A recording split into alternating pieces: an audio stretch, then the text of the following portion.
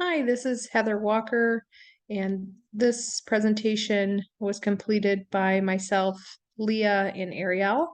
And our topic today is urinary incontinence. Prevalence. Urinary incontinence affects more than 25 million Americans. Women are more likely than men to experience incontinence, and approximately 40% of women over the age of 70 have urinary incontinence. The peak of urinary incontinence prevalence for women is around the age of menopause, and the prevalence of stress and mixed incontinence is higher than urge incontinence in women. The risk of urinary incontinence increases 14% with each decade of life. Severe incontinence in 70 to 80-year-old men is about half of that in women. So just to put it in perspective there, the difference between the occurrence in men and women. Urge incontinence is more prevalent in men than in women, but greater than 50% of long-term care residents have incontinence. So it is a major long-term care issue. Pathophysiology. The physiology of micturition involves three main components of urine storage and release: the central nervous system, the cortical and brainstem micturition centers, the bladder, and the urethral sphincters. The cortical micturition center permits the bladder to relax and fill, and the urethral sphincter closure to prevent urine leakage as the bladder increases from urine storage. When the bladder's full, it sends a signal to the parietal lobes in the thalamus, and the cortical micturition center ceases function. The preganglionic sympathetic inhibition relaxes the urethral sphincter, allowing urine to release. So age-related changes occur that disrupt the micturition process, leading to urinary incontinence. Those include decreased bladder capacity, post-void residual urine volume increases in disinhibition of bladder contractions or overactive bladder, increased nocturnal sodium and fluid excretion, urinary overflow resulting from increased urethral resistance in men caused by benign prostatic hypertrophy, weakness of the pelvic floor in women, and postmenopausal estrogen deficiency in women decreases function of urinary sphincters via atrophy. Clinical presentation. Stress urinary incontinence happens when the pelvic floor muscles have stretched. The pressure that physical activity causes increases pressure on the bladder, causing it to leak urine, whereas overactive bladder is a strong, sudden urge to urinate that can't be controlled. Mixed incontinence is when patients have both stress urinary incontinence and overactive bladder. Overflow incontinence is where the body makes more urine than the bladder can hold, or the bladder is full and cannot empty, which causes it to leak urine. Additionally, there may be something blocking the flow, or the bladder muscle may not contract as it should, which is common in patients with enlarged prostates. Diagnostic testing. All current guidelines agree urine analysis is as an initial diagnostic test. Most guidelines agree that post-void residual urine volume should be checked if patients have symptoms of incomplete emptying or exam findings are concerning for bladder distension.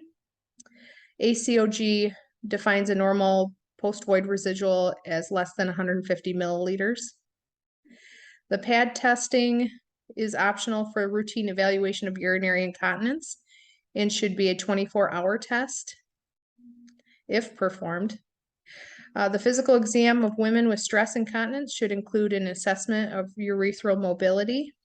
The cotton swab or Q-tip test had been the traditional method to assess urethral mobility previously, but studies have shown that a visual assessment of urethral mobility by an experienced examiner is sufficient. And actually, current guidelines specifically recommend now against the Q-tip test. Guidelines agree with a high level of evidence that routine imaging is not recommended unless there is concern for other underlying pelvic disorders. Patients requiring additional testing usually are referred to a urologist. An accurate history and physical are important to evaluate for risk factors that may be contributing to urinary incontinence. According to Dunphy et al., renal ultrasound may show renal pathology.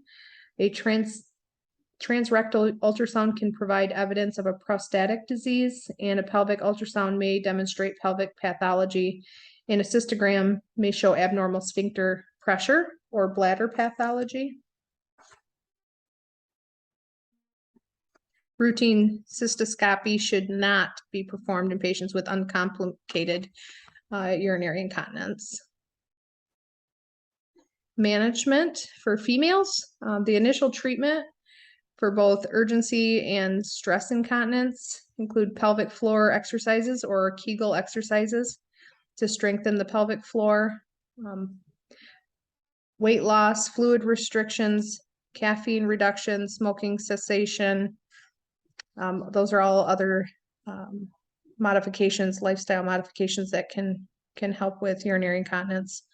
Bladder training is used for urinary urgency. It is a part of pelvic floor exercises. Avoiding diarrhea should be completed also. Then the shortest amount of time between the normal voiding should be used as the regular interval times. Topical vaginal estrogen for stress or urge incontinence comes in creams, tablets, rings, or gel caps and used a couple times a week. Systemic absorption of estrogen is low and it's not a concern. Other medications that can be used to control incontinence include anticholinergic or antispasmodic medications or tricyclic antidepressants to help improve neuromuscular function in bladder and urethral sphincters. Antimuscarinic medication, including atropine or scopolamine, are often used to help women with overactive bladder incontinence. Continence pessaries, these are fitted devices that are inserted into the urethra by a specialist. However, they do have a huge risk of urinary tract infections and are not recommended for long-term use. And then there's also surgery for those who fail initial treatment or devices, synthetic mesh slings that are surgically inserted to support the urethra. Management for males. The initial therapy is the same as females, including the pelvic floor exercises, limiting fluid, especially at night, and bladder training programs. Catheters may be indicated to help keep male patients dry and avoid unnecessary embarrassment. But of course, the risk of infection is there with catheters. Medications. The treatment for stress incontinence for males includes the use of alpha-Q adrenergic blocking agents such as Flomax to help improve muscle tone.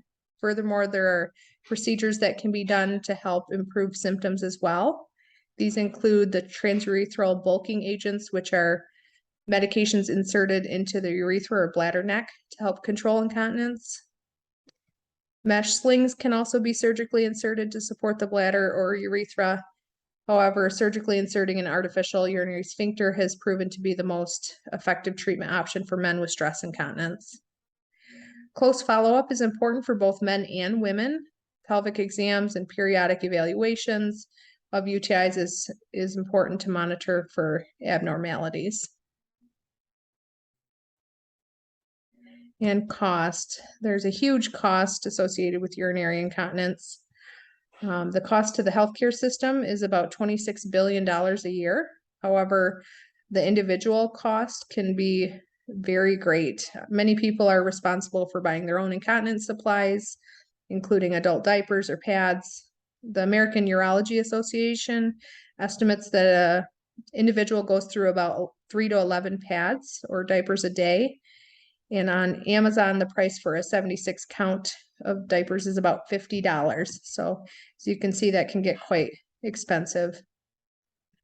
Well, this means that an individual could go through a pack of these pads or diapers a week, and that's not including other incontinence supplies such as wipes. Catheter supplies are costly also. if required, but the cost burden to the patient is decreased as these supplies are often covered by insurance. So, yeah, it's definitely a major issue in our healthcare system and affects our patients on a day-to-day basis. And here are our references. Thank you for listening to our presentation on urinary incontinence.